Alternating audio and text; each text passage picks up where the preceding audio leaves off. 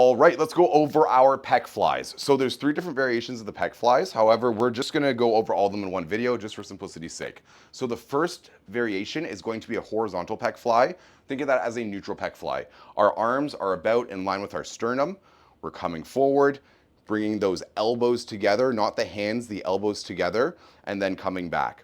This variation is going to hit more of that inside of the chest here, and it's going to be a little bit more balanced between the different divisions. The next one is going to be a low to high pec fly, where we start with our hands at the bottom and we squeeze up all the way, and we're going to get more activation of that upper pec with this one. The last one is going to be a high to low pec fly, and you're going to get a lot more activation of that inside bottom portion of the pec itself.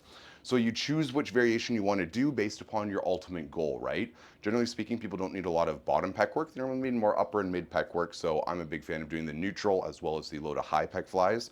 But sometimes getting that high to low pec fly is also beneficial.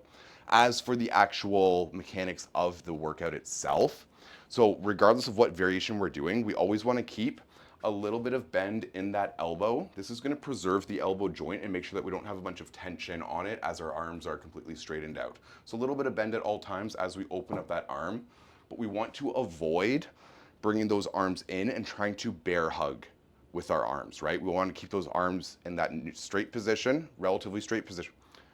We want to keep our arms in that relatively straight position and focus on driving those elbows together. And then you can see like that chest is really flared up, right, as we're going through. If we're in that bear hug position, there's not as much tension on it. So a little bit of bend in the arms and the elbows, a little bit of bend.